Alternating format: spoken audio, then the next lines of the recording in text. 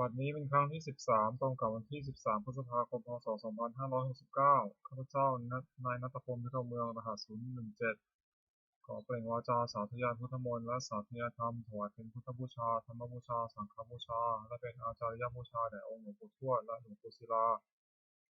ขอเทพเทวดาเจ้าทั้งหลายโปรดจงมาอนุโมทนาในการสวดสาธยายของข้าพเจ้านี้ขออนุภาพคุณพระรัตนตรัยครูบาอาจารย์และเทพเทวดาทั้งหลายโปรดจงบันดาลให้จิตของข้าพเจ้าเป็นสมาธิอันควรแก่การสวดสาธยายมนต์ต่อไปอะระหังสัมมาสัมพุทโธภควาพุทธังภควันตังอภิวาเทมิสวากขาโตภควตาธัมโมธัมมังนัมมาสสามิสุปฏิปันโนภควโตสาวกสังโฆสังฆังนามามิบทสวดชุมนุมเทวดาสัมมันตาตกาวาเรสวัตราคัจฉันตุเทวตาสัทธัมมังมุนิราชสสสนตุสักขาโมคคทังสัพเพกาเมจรูเปคิริสิกขารัตเตจันตาลิเขวิมาเนติเปรตเตจักขเมตารุวนาคหเนเขหาวตุหิเคเตภูมาจายันตุเทวาชาลถาลวิสเมยขะคันธพนาคาติทันตาสันนิเกยังมุนิวรวัจนังสาธุโวเมสุนันตุธรรมสวนากาโลอายมทันตาธรรมสวนากาโลอายมทันตาธรรมสวนากาโลอายมทันตาบทสวดนามการสิทธิคาถานะโมตัสสะภะคะวะโตอะระหะโตสัมมาสัมพุทธัสสะนะโมตัสสะภะคะวะโตอะระหะโตสัมมาสัมพุทธัสสะนะโมตัสสะภะคะวะโตอะระหะโตสัมมาสัมพุทธัสสะ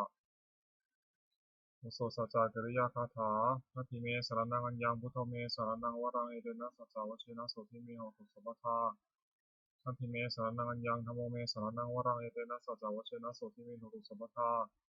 นาทิเมสรณังอัญญังสังโฆเมสรณังวรังเอเดนะสัจจวัชเชนะโสทิเมหตุสัพพทาบทสวดมหาสมัยสูตร เอวเมสุตังเอกังสมยังภควาสัพเพสุวิหารติกปิลวัตถุสมิงมหาวเนมหาตาภิกขุสังเคนะสัตถิมัจจมัทธิภิกขุสัตถิสัพเพวาระหันเตหิทัสสหิจาโลกาชาตุหิเทวตาเยปุเยนะสันนิปติตาหงติภควตาทัสสะยาภิกขุสังจานาตโคจตุนังสุทาวาสกายิกานังเทวนังอิตานังอุติยังโกภควาสัพเพสุวิหารติกปิลวัตถุสมิงมหาวเนมหาตาภิกขุสังเคนะสัตถิมัจจมัทธิภิกขุสัตถิสัพเพวาระหันเตหิ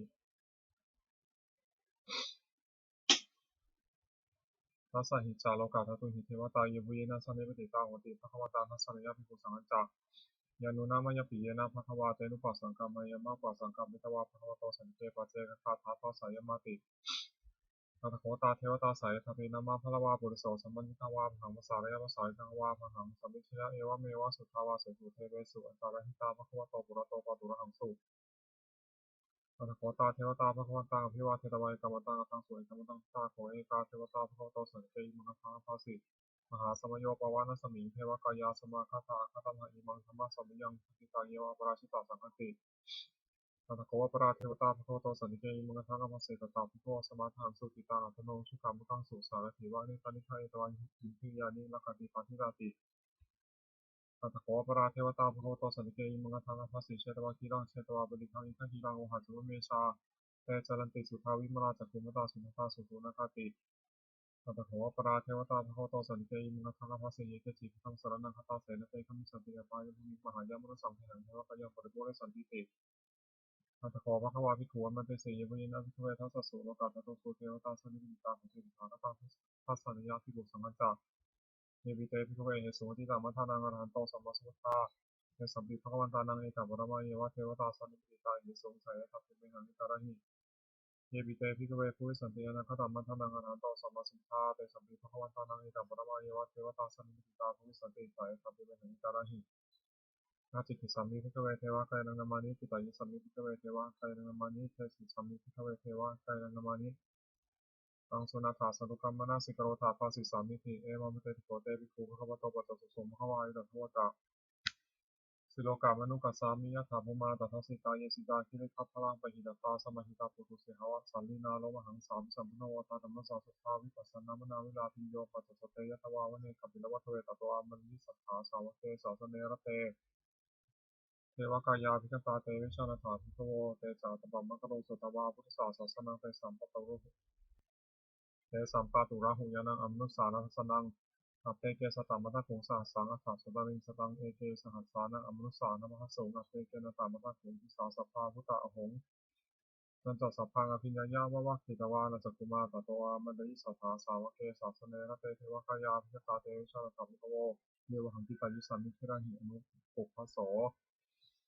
สัตตสหัสสาวะยะขาพุมาคบิลวัตถอยทิมันโตชุติวันตวันนวัตโตยะสัสสิโนโมทัมมนาภิกรมภิกขุนังสัมมิติวนังชาสหัสสาเหวะวัตถอยะขานันโตนิโยทิมันโตชุติวันตวันนวัตโตยะสัสสิโนโมทัมมนาภิกรมภิกขุนังสัมมิติวนังสาตาคิราติสหัสสายะขานันโตนิโยทิมันโตชุติวันตวันนวัตโตยะสัสสิโนโมทัมมนาภิกรมภิกขุนังสัมมิติวนังอิเจเตโสรสสหัสสายะขานันโตนิโยทิมันโตชุติวันตวันนวัตโตยะสัสสิโนโมทัมมนาภิกรมภิกขุนังสัมมิติวนังเวสามิตาปัญจสัตตายะขานันตวันนิโนอิทิมันโตชุติมันตวันนวันตยิสัสสิโนมาธรรมนาภิกรมภิกขุนังสมิโกนังกุมพิโรราชาคหิโกวิปุสสานิเวสนาปิโยนังสัตตสหัสสามยะขานังปิยุตวสติกุมพิโรราชาคหิโกโสภคาสมิโกนังบริมันจาทิสาราชาพระสารโถภาษาสเด็จกันธรรมนาธิปติมหาราชายะสัสสิโสพุทธปิตาสาภาโวยธรรมนามหาภลายทิมันโตชุติมันตวันนวันตยิสัสสิโนมาธรรมนาภิกรมภิกขุนังสมิโกนังทักขินันจากทิสาราชาบุรุษโหตปาสาสนิกุมพันธนาธิปติมหาราชายิสัสสิโสพุทธปิตาสาภาวนธรรมานามหาภลายทิมโตชุติมันตวันนวันโตยัสสสิโนโมธรรมนาภิกรมภิกขุนังสมิงวนังวัชิมันจากทิสาราชาบุรุษปะโขวสาสนินังคณาธิปติมหาราชายิสัสสิโสพุทธปิตาสาภาวนธรรมานามหาภลายทิมโตชุติมันตวันนวันโตยัสสสิโนโมธรรมนาภิกรมภิกขุนังสมิงวนังตารัญจากทิสาราชากุเวโรตปาสาสนิยคณาธิปติมหาราชายิสัสสิโสพุทธปิตาสาภาวนธรรมานามหาภลายทิมโตชุติมันตวันนวันโตยัสสสิโนโมธรรมนาภิกรมภิกขุนังสมิงวนังปุริมาทิสังทตารัตโถทักขิเนนะวุนหะโคปัจฉิเมนะวรุปะโขกุเวโรตังทิสัจจตาโลเตมหาราชาสมันตาตตุโรทิสาทัคคารมนาอัตถสุวเนกบิลวัตเทเตสัมมายาวิโนทัสสาคุสันนิกาสสามายาคุเรทุเวเตทิวิภูจาวิภูโตสหะจันทโนกรรมเสโทจากกินุขันหุนิคันทุจาปานาโพปามัญโยจาเทวสุโตธรรมาสาริจิตตเสโนสการทัพโพนโรราชาชโนสัพโพนาคูปัญจสิโธเจวะเต็มพระรูสุริยวัชสาเอเทจัญญจราชโนคัตถาสาวชุพิมธรรมนาภิกรมภิกขุนังสวิโกนังนาคาคูนัมภาษานาคาเวสาราสหัตชกากรรมพระสัตระอคูปยคาสายัตถิยมุนาทัตตะถาจาคุณคายสิโนเอรามโนมหานโกโสภคาสมิโกนัง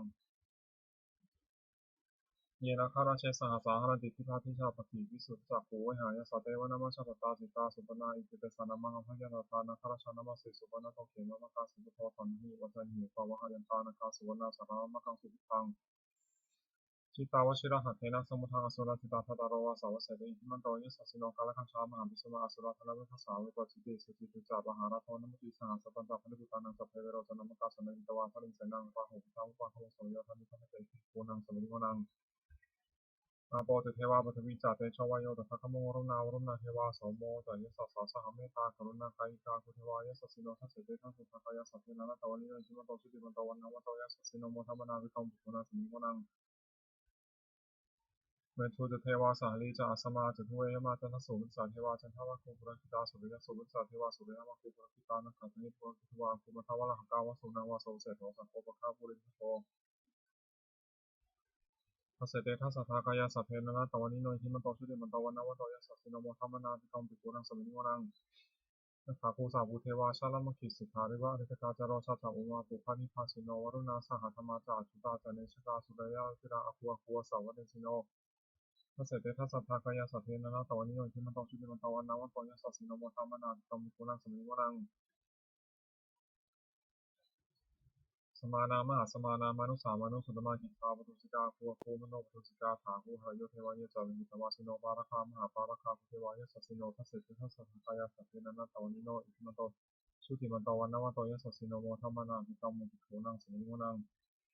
สุกาการุมหาอรุณาคุเวทานาสาสหโอทาตะคัยหาปะโมขังคุเทวาวิจักขณาสัทธาตาหาราคชามิสกาจายสัสสิโนทะยังอากาพุชโนยติสาภิวสติทัสเสเตทัสสะทากายาสัพเพนันตวันนิโยอิมันโตสุติมันตวันนวันโตยสัสสิโนโมทัมมนาวิกรมภิกขุนังสมิโกนังเขมิยาตุสิตายามากัตตกาจายสัสสิโนสัมภิกาลมาเสถาจุตินามาจาสวานิมานานาติกาคุถาคูปรานิมิตาทัสเสเตทัสสะทากายาสัพเพนันตวันนิโย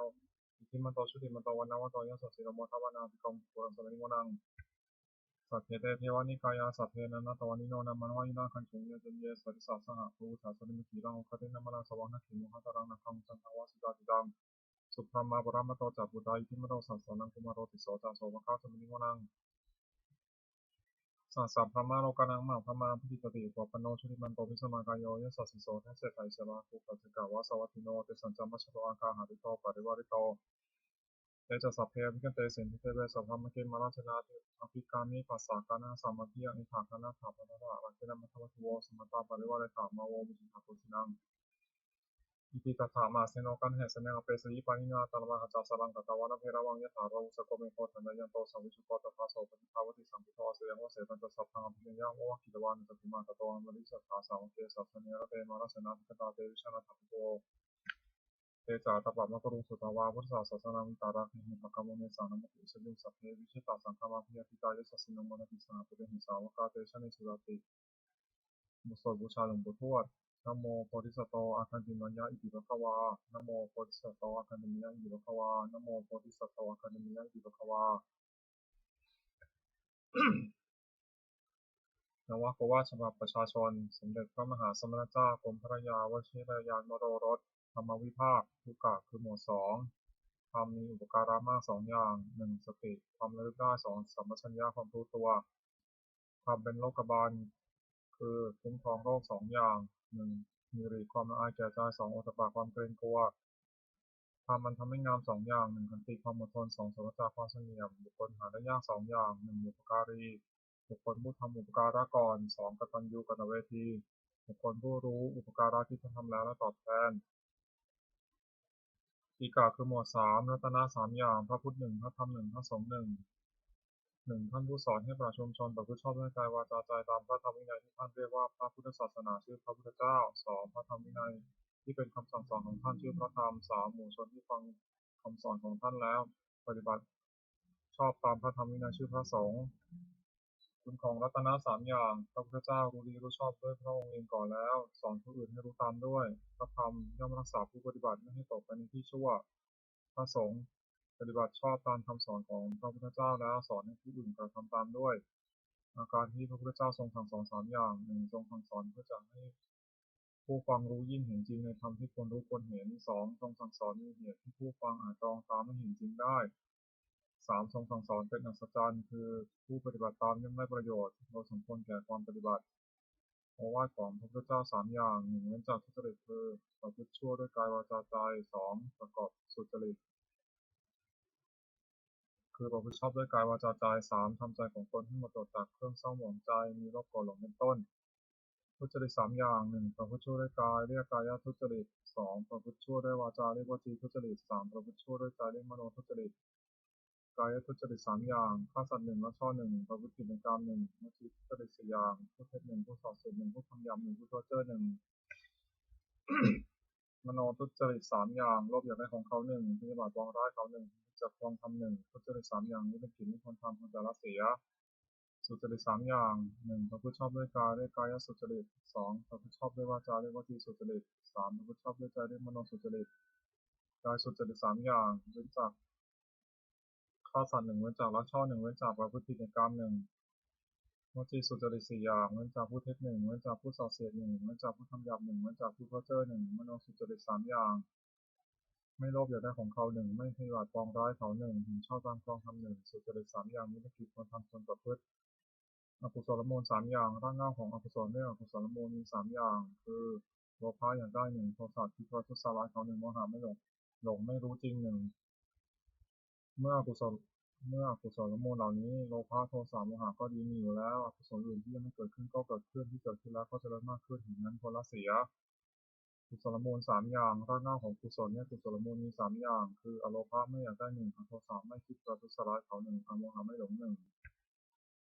ถ้ากุศลมูลเหล่านี้อโลภะอโทสะโมหะก็ดีมีอยู่แล้วกุศลอื่นที่ยังไม่เกิดขึ้นก็เกิดขึ้นที่เกิดขึ้นแล้วก็จะเริ่มมากขึ้นถึงนั้นควรให้เกิดในสันดานสัพพุริสบัญญัติคือข้อที่สัตว์บุรุษตั้งไว้สามอย่างหนึ่งทานสละสิ่งของของตนเพื่อเป็นประโยชน์แก่ผู้อื่นสองปพชาถือบวชเป็นอุบายเว้นจากเบียดเบียนกันและกันสามมาตาปิตุปทานปฏิบัติมารดาบิดาของตนให้เป็นสุขปัญญกะปฏิปทาคือปฏิบัติไม่ผิดสามอย่างหนึ่งคือสังวรสำรวมอินทรีย์หกคือตาหูจมูกลิ้นกายใจไม่ให้มีร้ายในเวลาเห็นรูปฟังเสียงดนตรีลิ้มรส ถูกต้องโพธพารู้ธรรมารมณ์ด้วยใจสองโภชเนมตัญญุตารู้จักประมาณในการกินอาหารแต่พอสมควรไม่มากไม่น้อยสามชาคริยานุโยคประกอบความเพียรเพื่อจะชำระใจให้หมดจดไม่เห็นแก่นอนมากนักบุญกิริยาวัตถุสามอย่างสิ่งที่เป็นที่ตั้งแห่งการบำเพ็ญบุญเรียกบุญกิริยาวัตถุโดยย่อมีสามอย่างหนึ่งทานามัยบุญสำเร็จด้วยการบริจาคทานสองศีลไมัยบุญสำเร็จด้วยการรักษาศีลสามภาวนาไมัยบุญสำเร็จด้วยการเจริญภาวนาสามัญลักษณะสามอย่างลักษณะที่เสมอกันแก่สังขารทั้งปวงเรียกสามัญลักษณะไตรลักษณ์ก็เรียกแต่เป็นสามอย่างหนึ่งอนิจจตาความเป็นของไม่เที่ยงสองทุกขตาความเป็นทุกข์สามอนัตตาความเป็นของไม่ใช่ตนจตุกะคือหมวดสี่นิพพิคือธรรมเป็นเครื่องเจริญสี่อย่างหนึ่งสัพพุริสังเสวะพบท่านผู้ประพฤติชอบด้วยกายวาจาใจที่เรียกว่าสัตบุรุษสองธรรมสวนะสองสัตธรรมสวนะฟังคำสอนฟังคำสั่งสอนของท่านโดยเคารพสามโยนิโสมนสิการถูกต้องให้รู้จักสิ่งดีหรือชั่วโดยอุบายที่ชอบสี่ธรรมานุธรรมปฏิปติประพฤติตามสมควรแก่ธรรมซึ่งได้ตองเห็นแล้วจักสี่ปฏิรูปาทิสาวาสะอยู่ในประเทศสมควรสองสัพพุริสุปัสสยะพบสัตบุรุษสามอัตตะสัมมาบัณฑิติตั้งตนไว้ชอบสี่บุพเพกตปุญญาตาขอเป็นผู้ได้ทำความดีไว้ในปางก่อนทำสี่อย่างนี้หยุดล้อรถนำไปสู่ความเจริญอคติสี่หนึ่งลำเอียงเพราะรักใคร่กันเรียกฉันทคติสองลำเอียงเพราะไม่ชอบการเรียกโทสะคติสามลำเอียงเพราะเข่าเรียกโมหคติสี่ลำเอียงเพราะกลัวเรียกพยาคติคติสี่ประการนี้ไม่ควรประพฤติอันตรายของภิกษุสามเณรผู้บวชใหม่สี่อย่างหนึ่งทนต่อคำสอนไม่ได้คือเบื่อต่อคำสั่งสอนที่เกียจทำตามสองเป็นคนเห็นแก่ปากแก่ท้องทนความอดอยากไม่ได้สามเพลิดเพลินในกามคุณพยายามอยากได้สิ่งที่ยิ่งขึ้นไปสี่รักผู้หญิงภิกษุสามเณรผู้หวังความเจริญแก่ตนควรระวังอย่าให้อันตรายสี่อย่างนี้นั้นมีได้ประทานคือความเพียรสี่อย่างหนึ่งสังวรประทานเพียรระวังไม่ให้บาปเกิดขึ้นในสันดานสองปหานประทานเพียรละบาปที่เกิดขึ้นแล้วสามภาวนาประทานเพียรให้กุศลเกิดขึ้นในสันดานสี่อนุรักษณาประทานเพียรรักษากุศลที่เกิดขึ้นแล้วไม่ให้เสื่อมความเพียรสี่อย่างนี้เป็นความเพียรชอบควรประกอบให้มีในตนทิฏฐานธรรมคือธรรมที่ควรตั้งไว้ในใจสี่อย่างหนึ่งปัญญารอบรู้สิ่งที่ควรรู้สองสัจจะความจริงคือประพฤติสิ่งใดก็ให้ได้จริงสามจาคะสละสิ่งของที่เป็นข้าศึกแก่ความจริงใจสี่บทสมะสงบใจจากสิ่งที่เป็นข้าศึกแก่ความสงบอิทธิบาทคือคุณเครื่องให้สำเร็จความประสงค์สี่อย่างหนึ่งฉันทะพอใจรักใคร่ในสิ่งนั้นสองวิทยะเป็นประกอบสิ่งนั้นสามจิตตะเอาใจฝักใฝ่ในสิ่งนั้นไม่วางธุระสี่วิมังสามันถือตองพิจารณาเหตุผลในสิ่งนั้นคุณสี่อย่างนี้มีบริบูรณ์แล้วอาจนำบุคคลถึงสิ่งที่ต้องประสงค์ซึ่งไม่เหลือวิสัยควรทำความไม่ประมาทในที่สี่สถานหนึ่งในการละกายทุจริตประพฤติกายสุจริตสองในการละวจีทุจริตประพฤติวจีสุจริตสามในการละมโนทุจริตประพฤติมโนสุจริตสี่ในการละความเห็นผิดทำความเห็นให้ถูกอีกอย่างหนึ่งระวังใจไม่ให้กำหนัดในอารมณ์เป็นที่ตั้งของกำหนัดสองระวังใจไม่ให้ขัดเคืองในอารมณ์เป็นที่ตั้งแห่งความขัดเคืองสามระวังใจไม่ให้หลงในอารมณ์เป็นที่ตั้งแห่งความหลงสี่ระวังใจไม่ให้มัวเมาในอารมณ์เป็นที่ตั้งแห่งความมัวเมาปาริสุทธิศีลสี่หนึ่งปาฏิโมกขสังวรสำรวมในพระปาฏิโมกข์เป็นข้อที่พระพุทธเจ้าห้ามทำตามข้อที่พระองค์อนุญาตสองอินทรียสังวรสำรวมมีสี่หกคือตาหูจมูกลิ้นกายใจไม่ให้ยินดียินร้ายในเวลาเห็นรูปฟังเสียงดมกลิ่นลิ้มรสถูกต้องโผฏฐัพพะรู้ธรรมารมณ์ด้วยใจสามอาชีวปาริสุทธิมีชีวิตโดยทางที่ชอบไม่หลอกลวงเขาเลี้ยงชีวิตสี่ปัจจยปัจจเวคขณะพิจารณาเสียก่อนจึงบริโภคปัจจัยสี่คือจีวรมิณฑบาตเสนาสนะและเภสัชให้บริโภคด้วยตัณหาอารักขกรรมฐานสี่หนึ่งพุทธานุสติและถึงคุณของพระพุทธเจ้าที่มีในพระองค์และทรงพระคุณแก่ผู้อื่นสองเมตตาแผ่เมตตาจิตที่จะให้สัตว์ทั้งปวงมีสุขข้างหน้าสามอสุภะพิจารณาร่างกายตนและผู้อื่นให้เห็นเป็นไม่งามสี่มรณสตินึกถึงความตายอันจะมีแก่ตนกรรมฐานสี่อย่างนี้ควรเจริญเป็นนิจพรหมวิหารสี่หนึ่งเมตตาความรักใคร่ปรารถนาจะให้มีสุขสองกรุณาความสงสารคือจะช่วยพ้นทุกข์สามมุทิตาความพอยินดีเมื่อผู้อื่นได้ดีสี่เบิกขวาวางเฉยดีใจไม่เสียใจเมื่อผู้อื่นถึงความวิบัติสี่อย่างนี้เป็นเครื่องอยู่ของท่านผู้ใหญ่ สติปัฏฐานสี่หนึ่งกายานุปัสสนาสองเวทนานุปัสสนาสามจิตานุปัสสนาสี่ธรรมานุปัสสนาสติกำหนดพิจารณากายเป็นอารมณ์ว่ากายนี้ก็สักว่ากายไม่ใช่สัตว์บุคคลตัวตนเราเขาเรียกกายานุปัสสนาสติกำหนดพิจารณาเวทนาคือสุขทุกข์และไม่ทุกข์ไม่สุขเป็นอารมณ์ว่าเวทนานี้ก็สักว่าเวทนาไม่ใช่สัตว์บุคคลตัวตนเราเขาเรียกเวทนานุปัสสนาสติกำหนดพิจารณาใจที่เศร้าหมองหรือผ่องแผ้วเป็นอารมณ์ว่าใจนี้ก็สักว่าใจไม่ใช่สัตว์บุคคลตัวตนเราเขาเรียกจิตตานุปัสสนาสติกำหนดพิจารณาธรรมที่เป็นกุศลหรืออกุศลที่มาเกิดกับใจเป็นอารมณ์ว่าธรรมนี้ก็สักว่าธรรมไม่ใช่สัตว์บุคคลตัวตนเราเขาเรียกธรรมานุปัสสนาธาตุกรรมฐานสี่ธาตุสี่คือธาตุดินเรียกปฐวีธาตุธาตุน้ำเรียกอาโปธาตุธาตุไฟเรียกเตโชธาตุธาตุลมเรียกวายโยธาตุธาตุอันใดมีลักษณะเข้มแข็งธาตุนั้นเป็นปฐวีธาตุปฐวีธาตุนั้นที่เป็นภายในคือผมขนเล็บฟันหนังเนื้อเอ็นกระดูกเยื่อในกระดูกม้ามหัวใจตับผังผืดไตปอดไส้ใหญ่ไส้น้อยอาหารใหม่อาหารเก่าธาตุอันใดมีลักษณะเอิบอาบธาตุนั้นเป็นอาโปธาตุอาโปธาตุนั้นที่เป็นภายในคือดีเสลดหนองเลือดเหงื่อมันข้นน้ำชาเปลวมันน้ำลายน้ำมูกไข่ข้อมูด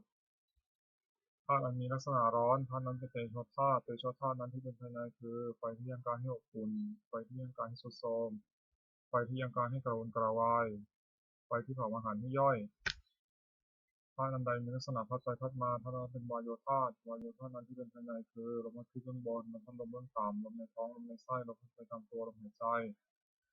ความกำหนดพิจารณากายนี้ให้เห็นว่าเป็นเพียงธาตุสี่คือดินน้ำไฟลมประชุมกันอยู่ไม่ใช่เราไม่ใช่ของเราเรียกว่าธาตุกรรมฐานอริยสัจสี่หนึ่งทุกข์สองสมุทัยคือเหตุให้ทุกข์เกิดสามนิโรธคือความดับทุกข์สี่มรรคคือข้อปฏิบัติให้ถึงความดับทุกข์ความไม่สบายกายไม่สบายใจไม่ใช่ว่าทุกข์เพราะเป็นของทนได้ยากตัณหาความทะยานอยากไม่เชื่อว่าสมุทัยเพราะเป็นเหตุให้ทุกข์เกิดตัณหานั้นมีประเภทเป็นสามคือตัณหาความอยากในอารมณ์ที่น่ารักใคร่เรียกว่ากามตัณหาอย่างหนึ่งตัณหาความอยากเป็นโน่นเป็นนี่เรียกว่าภวตัณหาอย่างหนึ่งตัณหาความอยากไม่เป็นโน่นเป็นนี่เรียกว่าวิภวตัณหาอย่างหนึ่งความดับตัณหาได้สิ้นเชิงทุกข์ดับไปหมดได้ชื่อว่านิโรธเพราะเป็นความดับทุกข์ปัญญาอันเห็นชอบว่าสิ่งนี้ทุกข์สิ่งนี้เหตุให้ทุกข์เกิดสิ่งนี้ทางให้ถึงความดับทุกข์ได้ชื่อว่ามรรคเพราะเป็นข้อปฏิบัติให้ถึงความดับทุกข์มรรคนั้นมีองค์8ประการหนึ่งปัญญาอันเห็นชอบหนึ่งดำริชอบหนึ่งเจรจาชอบหนึ่งทำการงานชอบหนึ่งเลี้ยงชีวิตชอบหนึ่งทำความเพียรชอบหนึ่งตั้งสติชอบหนึ่งตั้งใจชอบหนึ่งปัญจกะคือหมวดห้าอนันตริยกรรมห้าหนึ่งมาตุฆาตฆ่ามารดาสองปิตุฆาตฆ่าบิดาสามอรหันตฆาตฆ่าพระอรหันต์สี่โลหิตตุปบาททำร้ายพระพุทธเจ้าจนถึงยังพระโลหิตที่ห่อขึ้นไปห้าสังฆเพศยังสงฆ์ที่แตกจากกันกรรมห้าอย่างนี้เป็นบาปอันหนักที่สุดห้ามสวรรค์ห้ามนิพพานพระอินทร์ฐานปราชิกของผู้ถือพระพุทธศาสนาห้ามไม่ทำเป็นเด็ดขาดอภิหัปัจเจเวกห้าหนึ่งควรพิจารณาทุกวันทวนว่าเรามีความแก่เป็นธรรมดาไม่ลงพ้นความแก่ไปได้สองควรพิจารณาทุกวันว่าเรามีความเจ็บเป็นธรรมดาไม่ล่วงพ้นความเจ็บไปได้สามควรพิจารณาทุกวันว่าเรามีความตายเป็นธรรมดาไม่ล่วงพ้นความตายไปได้สี่ควรพิจารณาทุกวันว่าเราจะต้องพลัดพรากจากของรักของชอบใจทั้งสิ้นห้าควรพิจารณาทุกวันว่าเรามีกรรมเป็นของตัวเราทำดีจากได้ดีทำชั่วจากได้ชั่วเนื้อสาระชากรณธรรมคือทำความกล้าหาญห้าอย่างหนึ่งศรัทธาเชื่อสิ่งที่ควรเชื่อสองศีลรักษากายวาจาให้เรียบร้อยสามทำสัจจะความเป็นผู้ศึกษามากสี่วิริยารัมภะปารภความเพียรห้าปัญญารอบรู้สิ่งที่ควรรู้องค์แห่งภิกษุใหม่ห้าอย่างหนึ่งสำรวมในพระปฏิโมกข์เป็นข้อที่พระพุทธเจ้าห้ามทำตามข้อที่ทรงอนุญาตสองสำรวมอินทรีย์คือระวังตาหูจมูกลิ้นกายใจไม่ให้มีร้ายครอบงำได้ในเวลาเห็นรูปด้วยในตาเป็นต้นสามความเป็นคนไม่เอิกกระเริกเฮฮาสี่อยู่ในเสนาสนะอันสงัดห้ามีความเห็นชอบภิกษุใหม่ควรตั้งอยู่ในธรรมห้าอย่างนี้องค์แห่งธรรมกถึกคือนักเทศห้าอย่างหนึ่งแสดงธรรมไปโดยลำดับไม่ตัดลัดไม่ขัดความสองอ้างเหตุผลแนะนำให้ผู้ฟังเข้าใจสามตั้งจิตเมตตาปรารถนาให้เป็นประโยชน์แก่ผู้ฟังสี่ไม่แสดงธรรมเพราะเห็นแก่ลาภห้าไม่แสดงธรรมเพื่อครอบครองและผู้อื่นคือว่าไม่ยกตนเสียดสีผู้อื่นภิกษุผู้ได้ธรรมกถึกจึงตั้งองค์ห้าอย่างนี้ไว้ในตนธรรมสวนานิสงส์คืออานิสงส์ในการฟังธรรมห้าอย่างหนึ่งผู้ฟังย่อมได้ฟังสิ่งที่ยังไม่เคยฟังสองสิ่งใดได้เคยฟังแล้วแต่ยังไม่เข้าใจชัดย่อมเข้าใจสิ่งนั้นชัด 3. บรรเทาความสงสัยเสียได้ 4. ทำความเห็นที่ถูกต้องได้ 5. จิตของผู้ฟังผ่องใสพละคือความเป็นกำลัง5อย่าง 1. ศรัทธาความเชื่อ 2. วิริยะความเพียร 3. สติความระลึกได้ 4. สมาธิความตั้งใจมั่น 5. ปัญญาความรอบรู้อินทรีย์5ข้อเรียกเพราะเป็นญาณจิตของตนนิวรณ์5ทำอันกั้นจิตไม่ให้บรรลุความดีเรียกว่านิวรณ์มี5อย่าง 1. พอใจรักใคร่ในอารมณ์ที่ชอบใจมีรูปเป็นต้นเรียกกามฉันทะ 2. ปองร้ายผู้อื่นเรียกพยาบาท 3. ความที่จิตหดหู่และเคลิบเคลิ้มเรียกถีนมิทธะ 4. ฟุ้งซ่านและรำคาญเรียกอุทธัจจะกุกุจจะ 5. ลังเลไม่ตกลงได้เรียกวิจิกิจฉาขันธ์5กายกับใจนี้แบ่งออกเป็น5กองเรียกขันธ์5 1. รูป 2. เวทนา 3. สัญญา 4. สังขาร 5. วิญญาณธาตุ4คือดินน้ำไฟลมประชุมกันเป็นกายนี้เรียกว่ารูปความรู้สึกอารมณ์ว่าเป็นสุขคือสบายกายสบายใจหรือเป็นทุกข์คือไม่สบายกายไม่สบายใจหรือเฉยๆคือไม่ทุกข์ไม่สุขเรียกเวทนาความจำได้หมายรู้คือจำรูปเสียงกลิ่นรสโผฏฐัพพะอารมณ์ที่เกิดกับใจได้เรียกว่าสัญญาเจตสิกธรรมคืออารมณ์ที่เกิดกับใจเป็นส่วนนี้เรียกกุศลเป็นส่วนชั่วเรียกอกุศลเป็นส่วนกลางๆไม่ดีไม่ชั่วเรียกอัพยากฤิเรียกว่าสังขารความรู้อารมณ์ในเวลาเมื่อรูปมากระทบตาเป็นต้นเรียกว่าวิญญาณขันธ์5นี้ย่นเรียกว่านามรูปเวทนาสัญญาสังขารวิญญาณรวมเข้าเป็นนามรูปคงเป็นรูปฉักกะทั้งหมด6คารวะ6อย่างความเอื้อเฟื้อในพระพุทธเจ้า1ในพระธรรม1ในพระสงฆ์1ในความศึกษา1ในความไม่ประมาท1ในปฏิสัมพันธ์คือต้อนรับอาศัย1ที่สุดควรทำคารวะ6ประการนี้สารนิยธรรม6ทำเป็นที่ตั้งแห่งความให้ระลึกถึงเรียกสารนิยธรรมมี6อย่างคือ1เข้าไปตั้งกายกรรมประกอบด้วยเมตตาในเพื่อนที่สุสามเณรทั้งต่อหน้าและรับหลังคือช่วยขนขวายกิจธุระของเพื่อนกันด้วยกายมีพยาบาลที่สุขให้เป็นต้นด้วยจิตเมตตา2เข้าไปตั้งวจีกรรมประกอบด้วยเมตตาในเพื่อนภิกษุสามเณรทั้งต่อหน้าและรับหลังคือช่วยขนขวายกิจธุระของเพื่อนกันด้วยวาจาเช่นกล่าวสั่งสอนเป็นต้นด้วยจิตเมตตา3เข้าไปตั้งมโนกรรมประกอบด้วยเมตตาในเพื่อนภิกษุสามเณรทั้งต่อหน้าและรับหลังคือคิดแต่สิ่งที่เป็นประโยชน์แก่เพื่อนกัน4แบ่งปันลาภที่ตนได้มาแล้วโดยชอบธรรมให้แก่เพื่อนภิกษุสามเณรไม่หวงไว้บริโภคเฉพาะผู้เดียว5รักษาศีลบริสุทธิ์เสมอกันกับเพื่อนภิกษุสามเณรอื่นๆไม่ทำตนให้เป็นที่รังเกียจของผู้อื่น6มีความเห็นร่วมกันกับภิกษุสามเณรอื่นๆไม่วิวาทกับใครๆเพราะมีความเห็นผิดกันทำ6อย่างนี้ทำผู้ประพฤติให้เป็นที่รักที่เคารพของผู้อื่นเป็นไปเพื่อความสงเคราะห์กันและกันเป็นไปเพื่อความไม่วิวาทกันและกันเป็นไปเพื่อความพร้อมเพรียงเป็นอันหนึ่งอันเดียวกันอายตนะภายใน6ตาหูจมูกลิ้นกายใจอินทรีย์6ก็เรียกอายตนะภายนอก6รูปเสียงกลิ่นรสโผฏฐัพพะคืออารมณ์ที่มาถูกต้องกับคืออารมณ์ที่มาถูกต้องกายธรรมคืออารมณ์เกิดกับใจอารมณ์6ก็เรียกวิญญาณ6อาศัยรูปกระทบตาเกิดความรู้ขึ้นเรียกจักขุวิญญาณอาศัยเสียงกระทบหูเกิดความรู้ขึ้นเรียกโสตวิญญาณอาศัยกลิ่นกระทบจมูกเกิดความรู้ขึ้นเรียกคณวิญญาณอาศัยรสกระทบลิ้นเกิดความรู้ขึ้นเรียกชิวหาวิญญาณอาศัยโผฏฐัพพะกระทบกายเกิดความรู้ขึ้นเรียกกายวิญญาณอาศัยธรรมเกิดกับใจเกิดความรู้ขึ้นเรียกมโนวิญญาณสัมพันธ์6อายตนะภายในมีตาเป็นต้นอายตนะภายนอกมีรูปเป็นต้นวิญญาณมีจักขุวิญญาณเป็นต้นกระทบกันด้วยสัมผัสมีชื่อตามอายตนะภายในเป็น6คือจักขุสัมผัสโสตสัมผัสคานสัมผัสชิวหาสัมผัสกายสัมผัสมโนสัมผัสเวทนา6สัมผัสนั้นเป็นปัจจัยที่เกิดสัมผัสนั้นเป็นปัจจัยให้เกิดเวทนาเป็นสุขบ้างทุกข์บ้างไม่ทุกข์ไม่สุขบ้างมีชื่อตามอายตนะภายในเป็น6คือจักขุสัมผัสสัชชาเวทนาโสตสัมผัสสัชชาเวทนาคานสัมผัสสัชชาเวทนาชิวหาสัมผัสสัชชาเวทนากายสัมผัสสัชชาเวทนามโนสัมผัสสัชชาเวทนาธาตุ6 1ปฐวีธาตุคือธาตุดิน2อัปปธาตุคือธาตุน้ำ3เตโชธาตุคือธาตุไฟ4วายโยธาตุคือธาตุลม5อากาศธาตุคือช่องว่างมีในกาย6วิญญาณธาตุคือความรู้อะไรได้สัตตกะคือหมวด7ปริหานิยธรรม7อย่างทำให้เป็นที่ตั้งแห่งความเสื่อมเป็นไปเพื่อความเจริญฝ่ายเดียวชื่อว่าปริหานิยธรรมมี7อย่างคือ1มันประชุมกันอย่างนี้2เมื่อประชุมก็พร้อมเพรียงกันประชุมเมื่อเลิกประชุมก็พร้อมเพรียงกันเลิกและพร้อมเพรียงช่วยกันทำกิจที่2จะต้องทำ3ไม่บัญญัติสิ่งที่พระพุทธเจ้าไม่บัญญัติขึ้นไม่ถอดสิ่งที่พระองค์ทรงบัญญัติไว้แล้วสมาทานศึกษาอยู่ในสิกขาบทตามที่พระองค์ทรงบัญญัติไว้4ภิกษุเหล่าใดเป็นผู้ใหญ่ในประธานในสงฆ์ เคารพนับถือภิกษุเหล่านั้นเชื่อฟังพระธรรมของท่านห้าไม่ร่วมหน้าแก่ความอยากที่เกิดขึ้นหกมีในเสนาสนะป่าเจ็ดตั้งใจอยู่ว่าเพื่อภิกษุสามเณรซึ่งเป็นผู้มีศีลซึ่งยังไม่มาสู่อาวาสขอให้มาที่มาแล้วขออยู่เป็นสุขทำเจ็ดอย่างนี้ตั้งอยู่ในผู้ใดผู้นั้นไม่มีความเสื่อมเลยมีแต่ความเจริญฝ่ายเดียวอริยทรัพย์เจ็ดทรัพย์คือคุณความดีที่มีในสันดานประเสริฐเรียกอริยทรัพย์มีเจ็ดอย่างคือหนึ่งศรัทธาเชื่อถึงคุณเชื่อสองศีลรักษากายวาจาให้เรียบร้อยสามให้หลีกความละอายต่อบาปทุจริตสี่โอตตัปปะสะดุ้งกลัวต่อบาปห้าพหุสัจจะความเป็นคนเคยยินได้ฟังมามากคือจำทรงธรรมและรู้ศิลปวิทยามากหกจาคะสละปันให้ปันสิ่งของคนแก่คนทุกคนให้ปันเจ็ดปัญญารอบรู้สิ่งที่เป็นประโยชน์และไม่เป็นประโยชน์สัพพุริสธรรมเจ็ดอย่างธรรมของสุตบุรุษเรียกว่าสัพพุริสธรรมมีเจ็ดอย่างธรรมัญญุตา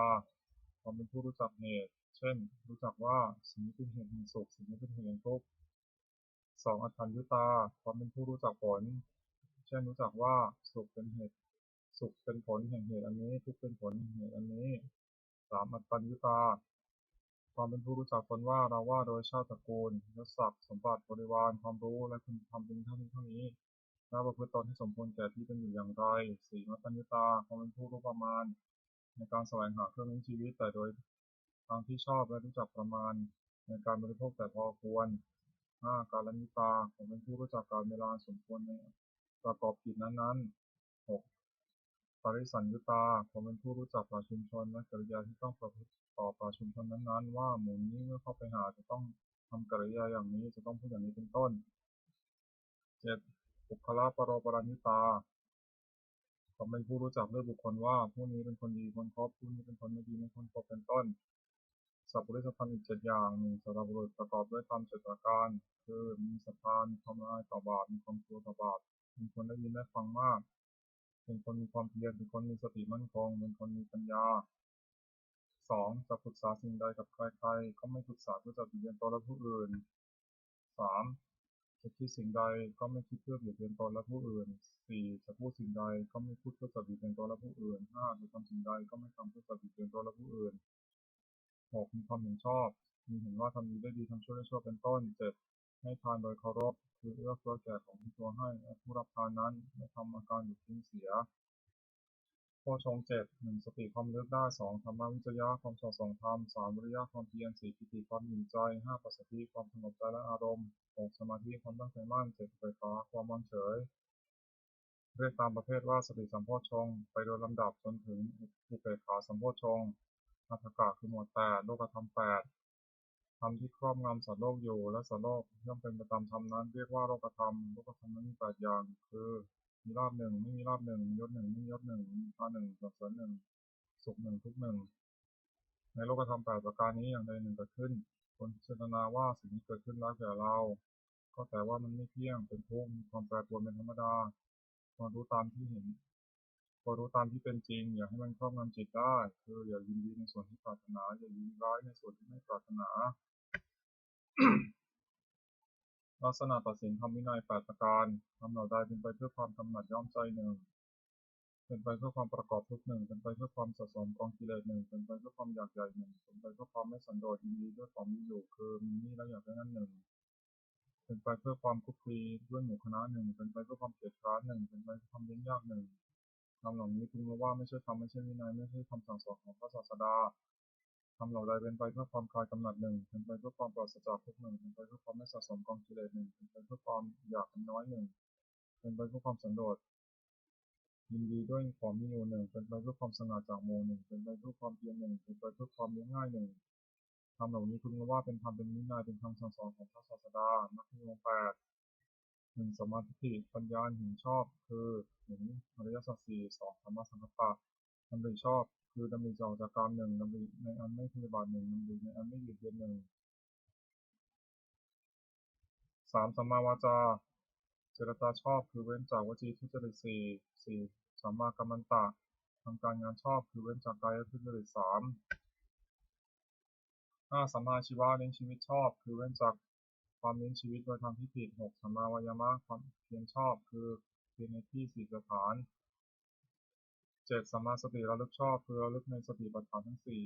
แปดสัมมาสมาธิตั้งใจไว้ชอบคือเจริญฌานทั้งสี่ ในองค์มรรคทั้งแปดนั้นเห็นชอบดำริชอบสงเคราะห์เข้าในปัญญาสิกขาวาจาชอบการงานชอบเลี้ยงชีพชอบสงเคราะห์เข้าในศีลสิกขาเพียรชอบระลึกชอบตั้งใจไว้ชอบสงเคราะห์เข้าในจิตสิกขานวากาคือหมวดเก้ามละคือมนทิน9 อย่างโกรธหนึ่งลบหลู่บุญคุณท่านหนึ่งลิษยาหนึ่งปรณีหนึ่งมายาหนึ่งมังอวดหนึ่งพูดปดหนึ่งมีความปรารถนาลามกหนึ่งเห็นผิดหนึ่งทัศกาคือหมวด10อกุศลกรรมบท10จัดเป็นกายกรรมคือทำด้วยกาย3 อย่างปาณาติบาตทำชีวิตสัตว์ให้ตกร่วมคือฆ่าสัตว์2อทินนาทานคือเอาสิ่งของที่เจ้าของเป็นให้ด้วยการขโมย3กาเมสุมิจฉาจาร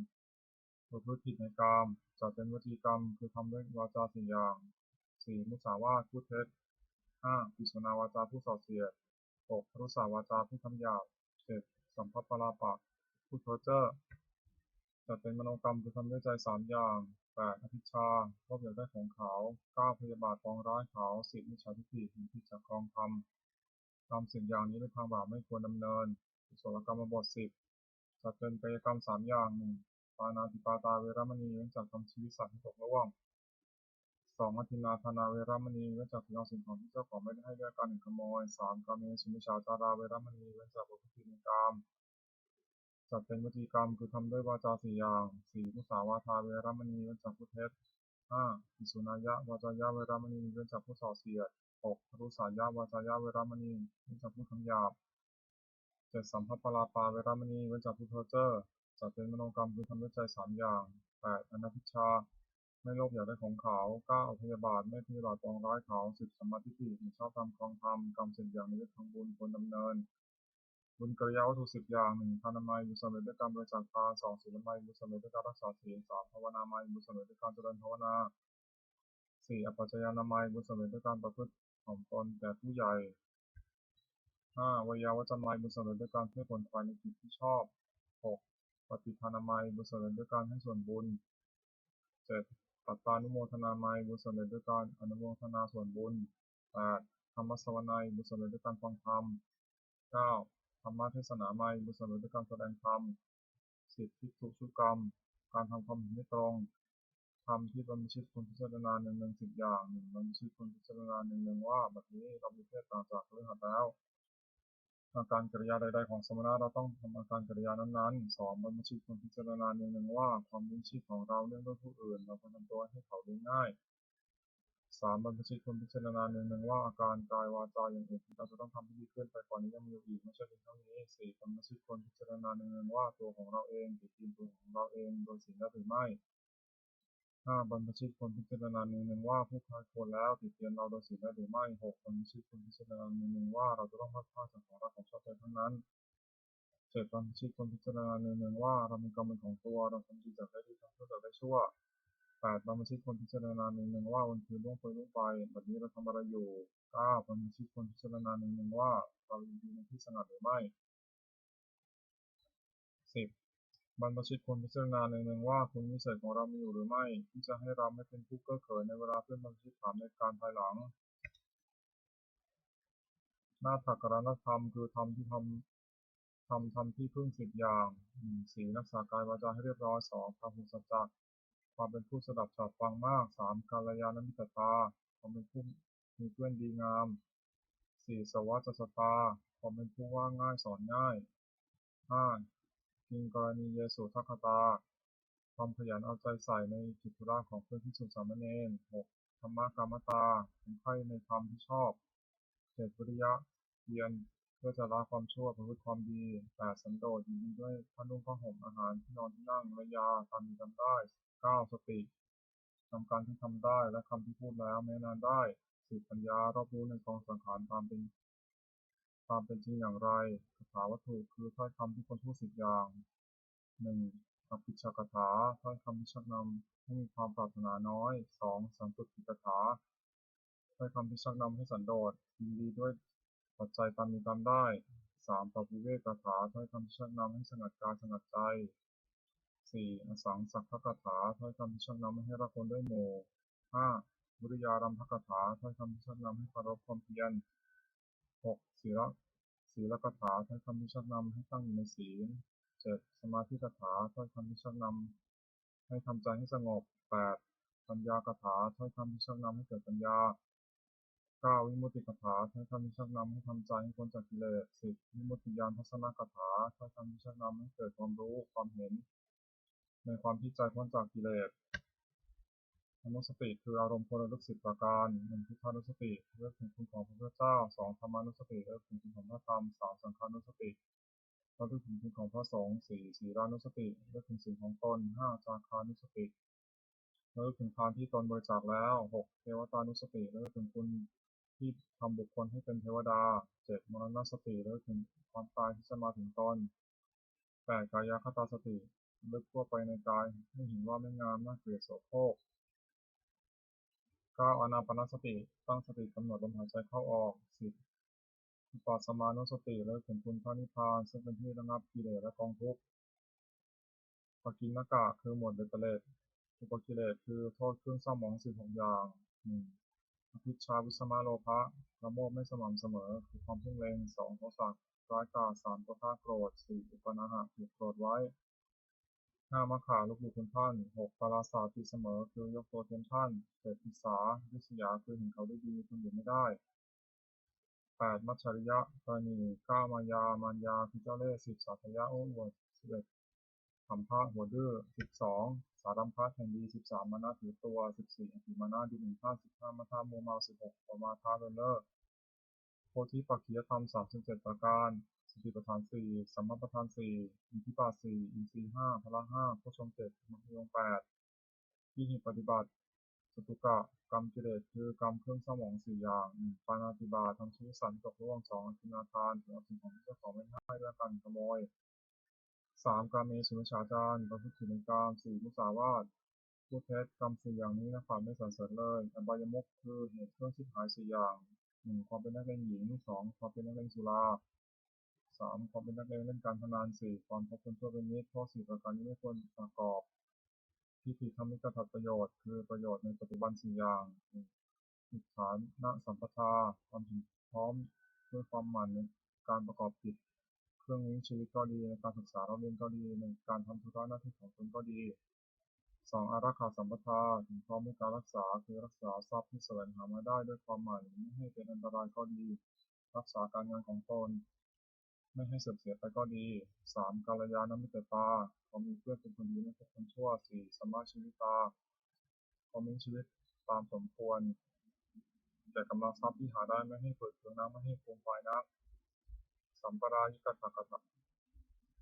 สัมปรายิกัตถประโยชน์คือประโยชน์ภายหน้า4อย่างศรัทธาสัมปทาถึงพร้อมด้วยศรัทธาคือเชื่อถึงควรเชื่อเช่นเชื่อว่าทำดีไม่ดีทำชั่วได้ชั่วเป็นต้น2ศีลสัมปทาถึงพร้อมด้วยศีลคือรักษากายวาจาเรียบร้อยดีไม่มีโทษ3จาคะสัมปทาถึงพร้อมด้วยการบริจาคทานถึงการเฉลี่ยสุขให้แก่ผู้อื่น4ปัญญาสัมปทาถึงพร้อมด้วยปัญญารู้จักบาปบุญคุณโทษประโยชน์ไม่ใช่ประโยชน์เป็นต้นมิตรปฏิรูปคือคนเทียมมิตร4จำพวก1คนปอกลอก2คนดีแต่พูด3คนหัวประจบ4คนชักชวนในทางชิบหายคน4ถึงพวกนี้ไม่ใช่มิตรเป็นคนแต่เป็นแต่คนเทียมมิตรไม่ควรคบคนปอกลอกคนปอกลอกมีลักษณะ4คิดเอาแต่ได้ฝ่ายเดียว2สิ่งที่น้อยคิดเอาให้ได้มาก3เมื่อมีใครแก่ตัวจึงรับความผิดของเพื่อน4คบเพื่อนเพราะเห็นแก่ประโยชน์ของตัว2คนดีแต่พูดมีลักษณะ4เก็บเอาของล่วงแล้วมาปราศัย2อ้างเอาของที่ไม่มีมาปราศัย3สงเคราะห์ด้วยสิ่งหาประโยชน์ไม่ได้4ออกปากพูดไม่ได้3คนหัวประจบมีลักษณะ4จะทำชั่วก็คล้อยตาม2จะทำดีก็คล้อยตาม3ต่อหน้าว่าสรรเสริญ4รับหลังตั้งนินทา4คนชักชวนในทางชิบหายมีลักษณะ4ชักชวนดื่มน้ำเมา2ชักชวนเที่ยวกลางคืน3ชักชวนให้มัวเมาในการเล่น4ชักชวนเล่นการพนันมิตรแท้4จำพวก1มิตรมีอุปการะ2มิตรร่วมสุขร่วมทุกข์3มิตรได้ประโยชน์4มิตรมีความรักใคร่นิสิตจำพวกนี้เป็นมิตรแท้ควรครบ1มิตรมีอุปการะมีลักษณะ4 1ป้องกันเพื่อนผู้ประมาทแล้ว2ป้องกันทรัพย์สินของเพื่อนผู้ประมาทแล้ว3เมื่อมีภัยเป็นที่พึ่งพาได้4เมื่อมีธุระช่วยออกทรัพย์ให้เกินกว่าที่ออกปาก2มิตรร่วมสุขร่วมทุกข์มีลักษณะ4 1ขยายความลับของตนแก่เพื่อน2ปิดความลับของเพื่อนไม่ให้แพร่งพราย3ไม่ละทิ้งในยามวิบัติ4แม้ชีวิตก็อาจสละแทนได้3มีได้ประโยชน์มีลักษณะ4 1ห้ามไม่ให้ทำความชั่ว2แนะนำให้ตั้งอยู่ในความดี3ให้ฟังสิ่งที่ไม่เคยฟัง4บอกทางสวรรค์ให้ สี่มิตรมีความรักใคร่มีลักษณะสี่หนึ่งทุกข์ด้วยสองสุขด้วยสามโต้เถียงคนอื่นที่ติเตียนเพื่อนสามรับรองคนอื่นที่สรรเสริญเพื่อนสังหาวัตถุสี่อย่างหนึ่งทานให้ปันสิ่งของตนแก่ผู้อื่นที่ควรให้ปันสองปิยวาจาเจรจาวาจาที่อ่อนหวานสามภาษาจริยาประพฤติสิ่งที่เป็นประโยชน์แก่ผู้อื่นสี่สมาธิตาความเป็นคนมีตนเสมอไม่ถือตัวคุณทั้งสี่อย่างนี้เป็นเครื่องยึดเหนี่ยวใจของผู้อื่นไว้ได้สุขของพฤหัสสี่อย่างหนึ่งสุขเกิดแต่ความมีทรัพย์สองสุขเกิดแต่การจ่ายทรัพย์บริโภคสามสุขเกิดแต่ความไม่ต้องเป็นหนี้สี่สุขเกิดแต่ประกอบการงานที่ปราศจากโทษความปรารถนาของบุคคลในโลกที่สมหมายด้วยยากสี่อย่างหนึ่งขอสมบัติจงเกิดมีแก่เราโดยการที่ชอบสองขอยศจงเกิดมีแก่เรากับญาติพวกพ้องสามขอเราจงรักษาอายุให้ยืนนานสี่เมื่อสิ้นชีพแล้วขอเราจงไปบังเกิดในสวรรค์ทำเป็นเหตุให้สมหมายมีอยู่สี่อย่างหนึ่งศรัทธาสัมปทาถึงพร้อมด้วยศรัทธาสองศีลสัมปทาถึงพร้อมด้วยศีลสามจาคะสัมปทาถึงพร้อมด้วยบริจาคทานสี่ปัญญาสัมปทาถึงพร้อมด้วยปัญญาตระกูลอันมั่งคั่งจะตั้งอยู่นานไม่ได้เพราะสถานสี่หนึ่งไม่แสวงหาพัสดุที่หายแล้วสองไม่บูรณะพัสดุที่ค่ำค่าสามไม่รู้จักประมาณในการบริโภคสมบัติสี่ตั้งสตรีหรือบุรุษทุศีลที่เป็นแม่เรือนพ่อเรือนผู้หวังจะดำรงตระกูลควรเว้นสถานสี่ประการนี้เสียธรรมของคฤหัสถ์สี่หนึ่งสัจจะสัตย์ซื่อแก่การสองธรรมะรู้จักข่มจิตของตนสามขันติอดทนสี่จาคะสละให้ปันสิ่งของของตนแก่คนที่ควรให้ปันปัญจกะประโยชน์เกิดแต่การถือโภคทรัพย์ห้าอย่างแสวงหาโภคทรัพย์ได้ในทางที่ชอบแล้วหนึ่งเลี้ยงตัวมารดาบิดาบุตรภรรยาเหล่าใกล้ให้เป็นสุขสองเลี้ยงเพื่อนฝูงให้เป็นสุขสามบำบัดอันตรายที่เกิดแต่เหตุต่างๆสี่ทันทีห้าอย่างคือขอไก่อธิปรีสงเคราะห์ญาติขอไข่อธิปรีต้อนรับแขกขอควายปุพพะเตตปรีทำบุญอุทิศให้ผู้ตายงองูราชปรีถวายเป็นหลวงมีภาษีกรเป็นต้นต่อการเทวตาปรีทำบุญอุทิศให้เทวดาห้าบริจาคทานในสมณพราหมณ์ผู้ประพฤติชอบศีลห้าหนึ่งปานาติปาตาเวรมณีเว้นจากทำชีวิตสัตว์ให้ตกโลกไปสองอธินาทนาเวรมณีเว้นจากถือเอาสิ่งของที่เจ้าของไม่ได้ให้ด้วยการขโมยสามกาเมสุมิชฌาจาราเวรมณีเว้นจากประพฤติในกามสี่มุสาวาทาเวรมณีเว้นจากประพฤติห้าสุราเมรยมัชฌัปปมาทฐานาเวรมณีเว้นจากดื่มน้ำเมาคือสุราและเมรัยอันเป็นที่ตั้งแห่งความประมาทศีลห้าประการนี้พฤหัสควรรักษาเป็นนิจนิจฉาวนิชฌาคือการค้าขายไม่ชอบธรรมห้าอย่างหนึ่งค้าขายเครื่องประหารสองค้าขายมนุษย์สามค้าขายสัตว์เป็นสำหรับคาบเพื่อเป็นอาหารสี่ค้าขายน้ำเมาห้าค้าขายยาพิษการค้าขายห้าอย่างนี้เป็นข้อห้ามอุบาสกไม่ให้ประกอบสมบัติของอุบาสกห้าประการหนึ่งประกอบด้วยศรัทธาสองมีศีลบริสุทธิ์สามไม่ถือมงคลตื่นขาดคือชื่อกรรมไม่ใช่มงคลสี่ไม่แสวงหาเขตบุญนอกพุทธศาสนาห้าบำเพ็ญบุญแต่ในพุทธศาสนาอุบาสกพึงตั้งอยู่ในสมบัติห้าประการและเว้นจากวิบัติห้าประการซึ่งผลิตจากสมบัตินั้นชักกะที่หกหนึ่งปุราธิมทิศที่เบื้องหน้ามารดาบิดาสองทักษิณทิศที่เบื้องขวาอาจารย์สามปัจฉิมทิศที่เบื้องหลังบุตรภรรยาสี่อุตรทิศที่เบื้องซ้ายนิดห้าเหตุทิศที่เบื้องต่ำบ่าวหกอุปาริมทิศที่เบื้องบนสมณพราหมณ์หนึ่งปุราธิมทิศที่เบื้องหน้ามารดาบิดาบุตรพึงบำรุงด้วยสถานห้าหนึ่งท่านเลี้ยงได้มาแล้วเลี้ยงท่านตอบสองทำกิจของท่านสามดำรงวงศกุลสี่ประพฤติตนให้เป็นคนคมรับทรัพย์มรดก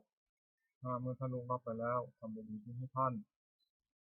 มารดาบิดาได้รับบำรุงชนี้แล้วย่อมอนุเคราะห์บุตรด้วยสถานห้าหนึ่งห้ามไม่ให้ทำความชั่วสองให้ตั้งอยู่ในความดีสามให้ศึกษาศิลปวิทยาสี่หาภรรยาที่สมควรให้ห้ามอบทรัพย์ในสมัยมอบทรัพย์ให้ในสมัยสองทักษิณทิศที่เบื้องขวาอาจารย์สิบพึงบำรุงด้วยสถานห้าหนึ่งด้วยลุกขึ้นยืนรับสองด้วยเข้าไปยืนขอรับใช้สามด้วยเชื่อฟังสี่ด้วยอุปถากห้าด้วยเรียนศิลปวิทยาโดยเคารพอาจารย์ได้รับบำรุงชนี้แล้วย่อมอนุเคราะห์สิบด้วยสถานห้าหนึ่งแนะนำดีสองให้เรียนดีสามบอกศิลปะให้สิ้นเชิงไม่ปิดบังอำพรางสี่ยกย่องให้ปรากฏในเพื่อนฝูงห้าทำความป้องกันในทิศทั้งหลายคือจะไปทิศทางไหนก็ไม่อดอยากสามปัจฉิมทิศที่เบื้องหลังภรรยาสามีพึงบำรุงด้วยสถานห้าหนึ่งด้วยยกย่องนับถือเป็นภรรยาสองด้วยไม่ดูหมิ่นสามด้วยไม่ประพฤติล่วงใจสี่ด้วยมอบความเป็นใหญ่ให้ห้าด้วยให้เครื่องแต่งตัวภรรยาได้รับบำรุงชนนี้แล้วย่อมอนุเคราะห์สามีได้สถานห้า 1จัดการงานดี2สงเคราะห์เข้าคนข้างเคียงของผัวดี3ไม่ประพฤติร่วมใจผัว4รักษาทรัพย์ที่ผัวหามาได้ไว้5ขยันไม่เกียจคร้านในกิจการทั้งปวง4อุตริคือที่ต้องซ้ายมิตรกุลบุตรพึงบำรุงด้วยสถาน1ด้วยให้ปัน2ด้วยเจรจาถ้อยคำไพเราะ3ด้วยประพฤติประโยชน์4ด้วยความเป็นผู้มีตนเสมอ5ด้วยไม่แกล้งกล่าวให้พลาดจากความเป็นจริงมิตรได้รับประมุขชนิดแล้วย่อมอนุเคราะห์กุลบุตรด้วยสถาน1รักษามิตรผู้ประมาทแล้ว2รักษาทรัพย์ของมิตรผู้ประมาทแล้ว3ไม่มีภัยเป็นที่พึ่งพำนักได้4ไม่ละทิ้งในยามวิบัติ5นับถือตลอดถึงวงของมิตรเหตุเทมทิศคือที่ต้องต่ำบ่าวนายพึงบำรุงด้วยสถาน1ด้วยจัดการงานให้ทำตามสมควรแก่กำลัง2ด้วยให้อาหารและรางวัล3ด้วยรักษาพยาบาลในเวลาเจ็บไข้4ด้วยแจกของมีรสแปลกประหลาดให้กิน5ด้วยปล่อยในสมัยบ่าวได้รับบำรุงชนิดแล้วย่อมอนุเคราะห์นายด้วยสถาน1ลุกขึ้นทำการงานก่อนนาย2เลิกการงานทีหลังนาย3ถือเอาแต่ของที่นายให้4ทำการงานให้ดีขึ้น5นำคุณของนายไปสรรเสริญในที่นั้น6ปริมาทิคือที่เบื้องบนสมณพราหมณ์กุลบุตรพึงบำรุงด้วยสถาน1ด้วยกายกรรมคือทำอะไรประกอบด้วยเมตตา2ด้วยวจีกรรมคือพูดอะไรประกอบด้วยเมตตา3ด้วยมโนกรรมคือคิดอะไรประกอบด้วยเมตตา4ด้วยความเป็นผู้ไม่ปิดประตูคือไม่ได้ห้ามเข้าบ้านเรือนด้วยให้อามิสทานสมณพราหมณ์ได้รับบำรุงชนิดแล้วย่อมอนุเคราะห์กุลบุตรด้วยสถาน1ห้ามให้กระทำความชั่ว2ให้ตั้งอยู่ในความดี3อนุเคราะห์ด้วยน้ำใจอันงาม4ให้ได้ฟังสิ่งที่ยังไม่เคยฟังทำสิ่งที่เคยฟังแล้วให้แจ่ม6บอกทางสวรรค์ให้อบายมุขคือเหตุเครื่องชิบหาย1น้ำเมา2เที่ยวกลางคืน3เที่ยวดูการเล่น4เล่นการพนัน5คบคุณชั่วเป็นมิตร6เกียรติค้านทำการงานดื่มน้ำเมามีโทษ6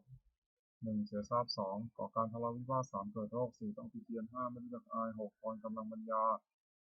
2เที่ยวกลางคืนมีโทษ6 1ชื่อว่าไม่รักษาตัว2ชื่อว่าไม่รักษาลูกเมีย3ชื่อว่าไม่รักษาทรัพย์สมบัติ4ชื่อว่าเป็นที่ระแวงของคนทั้งหลาย5มักถูกใส่ความ6ได้รับความลำบากมาก3เที่ยวดูการเล่นมีโทษตามวัตถุที่ไปดู6 1รำที่ไหนไปที่นั่น2ขับร้องที่ไหนไปที่นั่น3ดี4ที่ต่อที่ไหนไปที่นั่น4เกิดพาที่ไหนไปที่นั่นเพลงที่ไหนไปที่นั่น6เถิดเทิงที่ไหนไปที่นั่น4เล่นการพนันมีโทษ6 1เมื่อชนะย่อมก่อเวร2เมื่อแพ้ย่อมเสียทรัพย์ที่เสียไป3ทรัพย์ย่อมชิบหาย4ไม่มีใครเชื่อถือถ้อยคำ5เป็นที่หมิ่นประมาทของเพื่อน6ไม่มีใครประสงค์จะแต่งงานด้วย5คบคุณชั่วเป็นมิตรทิ้งทอดตามบุคคลที่คบ6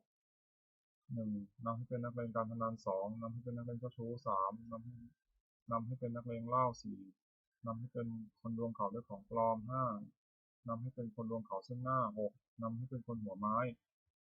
6เกียรติค้านทำการงานมีโทษ6 1มักให้อ้างว่าหนาวนักแล้วไม่ทำการงาน2มักให้อ้างว่าร้อนนักแล้วไม่ทำการงาน3มักให้อ้างว่าเวลาเย็นแล้วไม่ทำการงาน4มักให้อ้างว่ายังเช้าอยู่แล้วไม่ทำการงาน5มักให้อ้างว่าหิวนักแล้วไม่ทำการงาน6มักให้อ้างว่ากระหายนักแล้วไม่ทำการงานผู้หวังความเจริญด้วยโภคทรัพย์พึงเว้นเหตุเครื่องชิบหาย6ประการนี้เสีย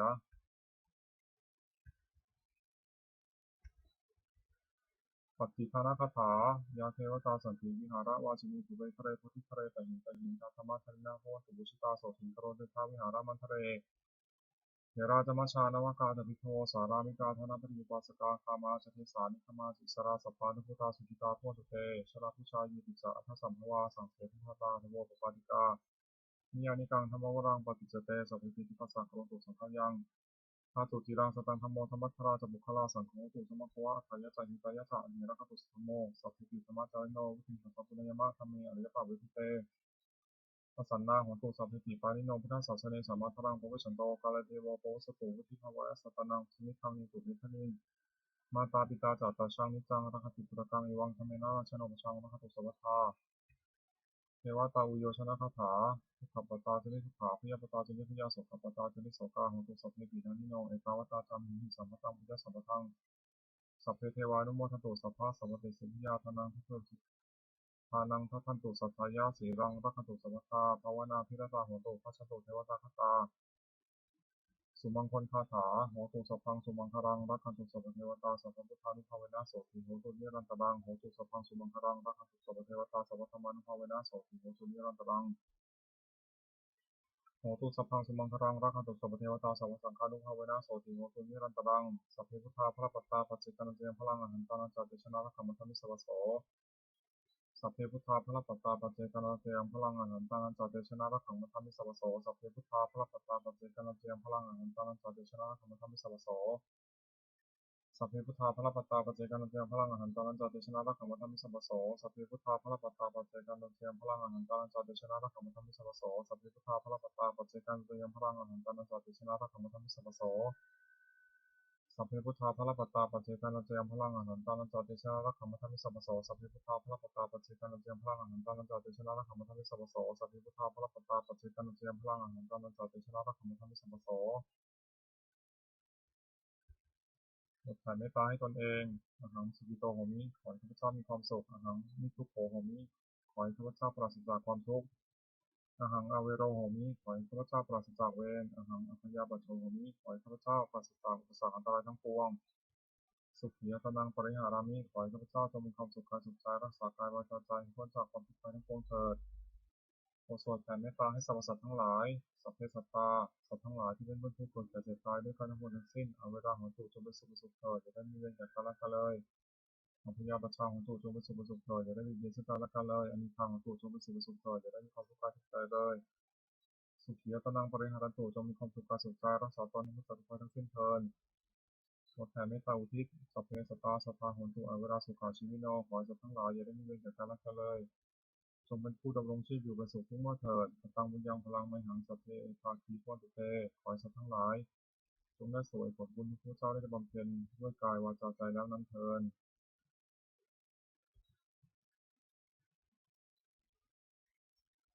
ขออานิสงส์แห่งผลบุญนี้